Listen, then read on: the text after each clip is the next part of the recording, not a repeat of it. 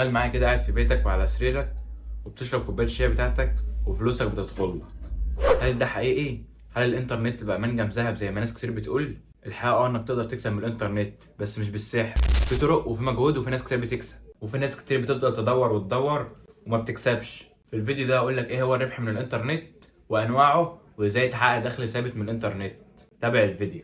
طيب اول حاجه معانا، ايه هو الربح من الانترنت؟ ببساطه الربح من الانترنت هو اي طريقه بتستخدم فيها النت عشان تحقق دخل او ربح ثابت، سواء كنت بتبيع حاجه او بتقدم خدمه او حتى بتستثمر وقتك. الفكره هنا مش في الانترنت نفسه، ولكن في الطريقه اللي انت بتستخدمه بيها.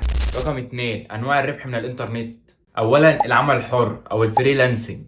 لو عندك مهاره معينه تقدر تشتغل بيها على الانترنت، زي تصميم الجرافيك وكتابه المحتوى والتسويق الالكتروني والبرمجه والترجمه. مواقع زي فايفر واب وورك بتدور على ناس كتير بتعمل خدمات من دي، ومش بس كده، هتوصلك لعميلك في اي مكان في العالم وانت قاعد في بيتك. تاني حاجه معانا التجاره الالكترونيه او الاي كوميرس. يعني ايه التجاره الالكترونيه؟ يعني انك تبيع منتج على الانترنت، سواء كنت بتشتريه وبتعيد بيعه او حتى بتصنعه، او حتى حاجه انت مش بتمتلكها اصلا ودي فيها شبهه. ودي مشتق منها المتاجر الالكترونيه، زي انك تفتح متجر على شوبيفاي او انك تبيع على موقع زي امازون وجوميا. مشتق منه برضه دروب شوبينج، اللي هو انك تبيع منتج وانت ما بتمتلكوش اصلا، زي ان انا اخد منتج من منصه معينه بسعر 2 دولار وابيعه على منصتي انا ب 4 دولار واخد انا الفرق، ولكن انا مش بمتلك، ودي زي ما قلنا اللي فيها شبهه. وده كله بيتم من خلال ان المورد يشحن المنتج للعميل دايركت او مباشر. تالت نوع معانا التسويق بالعموله او ما يعرف بالافلييت ماركتنج. ده بيعتمد انك مش شرط تبقى بتمتلك منتج او انت حتى تبيعه، انت بمجرد بتسوق للمنتج ده. كل واحد بيشتري المنتج عن طريقك او من خلال الرابط بتاعك بتاخد عليه عموله. ممكن تسوق لمنتجات زي منتجات امازون وجوميا، او حتى انك تسوق لدورات على يوديمي. تقدر تعمل كل ده من خلال قناتك اليوتيوب او صفحاتك على السوشيال ميديا. رابع نوع معانا وهو انشاء المحتوى. لو بتحب تشرح او تتكلم او حتى تعمل فيديوهات مفيدة، فصناعة المحتوى ده كنز ليك. مثلا اليوتيوب، لو عندك قناة ناجحة ممكن تكسب من الاعلانات او الرعاية او حتى المنتجات. منصات زي تيك توك وانستجرام تقدر تسوق لبراندات عليها او تعمل شراكة وتعاون مع براندات معينة كبيرة. البودكاست، لو صوتك مميز وعندك محتوى مفيد تقدر تكسب من الرعاية والاعلانات.